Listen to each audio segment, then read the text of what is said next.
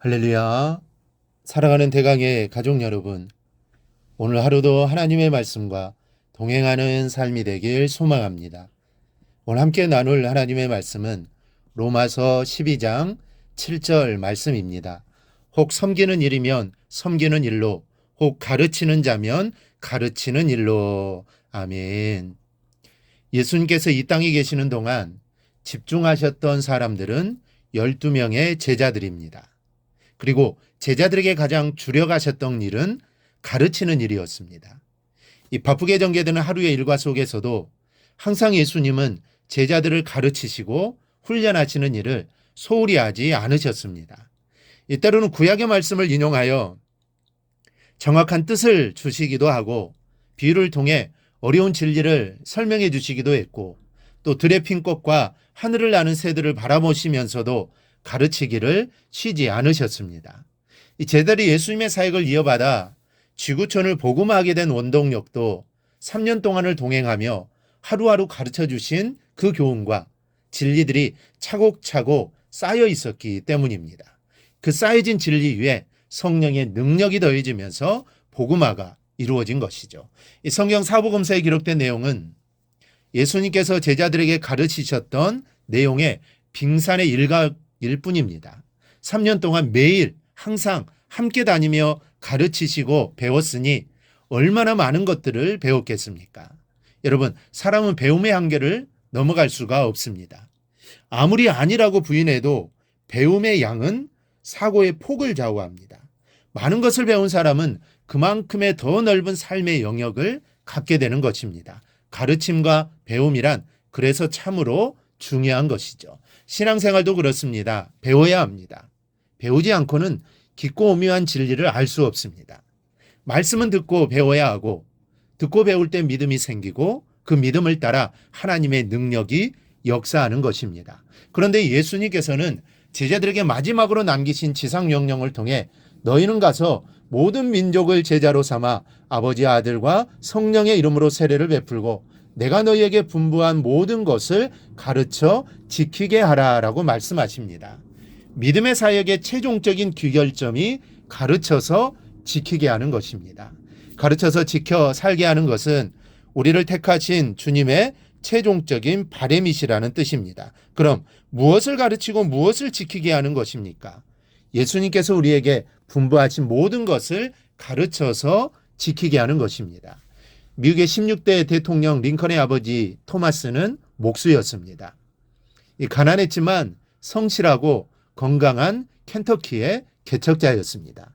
그리고 어머니 낸시는 당시 명망 있는 귀족 집안의 딸이었고 현명한 여인이었습니다. 링컨은 이런 부모 사이에서 둘째 아들로 태어나 영리하고 건강하게 자랐습니다.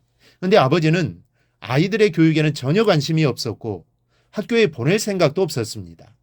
하지만 어머니는 생각이 달랐기 때문에 어떻게 해서든지 아이들에게 공부를 시키려고 애를 썼습니다. 당시 그 근처에는 학교가 전혀 없었지만 그러나 그곳에서 14km쯤 떨어진 곳에서 겨우 읽고 쓰는 것만을 가르치는 곳이 있다는 것을 들은 어머니는 남편을 설득시켜 링컨과 누인 사라를 그곳에 다니게 했습니다. 링컨이 9살 되던 해 어머니가 풍토병으로 사망하고 마는데 숨을 거두면서 어린 두 자녀에게 이런 말을 남겼습니다. 부자나 유인이 되기보다 성경 읽는 것을 즐기는 사람이 되라. 링컨의 어머니는 평소 저녁 식사를 마친 후 어린 자녀들을 무리 위에 앉혀놓고는 단 한 권밖에 없는 성경을 꺼내어 읽어주곤 했습니다. 그것이 아이들에 대한 가장 큰 교육이라고 생각했기 때문입니다. 이 진리의 가르침이 열악한 교육 환경에서 자란 링컨으로 미국을 다스리는 능력을 하나님께로부터 받게 하였습니다. 주님의 말씀을 가르치고 배우면 이렇게 능력 있는 사람이 됩니다. 그러므로 하나님을 아는 우리에게는 이 진리를 누구에게도 가르쳐야 할 사명이 있습니다. 가르쳐서 지키게 하는 것은 끊임없이 이어져야 하는 하나님의 역사입니다. 그러면 어떻게 하면 가르치는 일을 잘 감당할 수 있을까요? 당연한 이치지만 배워야 가르칠 수가 있습니다. 사람은 배워서 깨우친 만큼만 가르칠 수가 있는 것입니다. 주님도 내가 너희에게 분부한 모든 것을 가르쳐 지키게 하라고 하셨습니다. 이 말씀에 따라 제자들은 주님으로부터 배운 것을 가르쳤습니다. 주님처럼 살았습니다. 주님의 희생하신 것처럼 그들도 희생했습니다. 주님이 죽으신 것처럼 제자들 또한 복음을 위해 순교했습니다. 주님이 겸손했던 것처럼 그들도 겸손했습니다. 제자들은 주님처럼 살았습니다. 그렇게 살 수 있었던 이유는 그들이 주님으로부터 3년 동안 열심히 듣고 보고 배웠기 때문입니다. 그래서 주님을 대신하여 주님의 일을 잘 감당할 수 있게 된 것이죠. 그냥 된 것이 절대로 아닙니다. 그러니 열심히 배우십시오.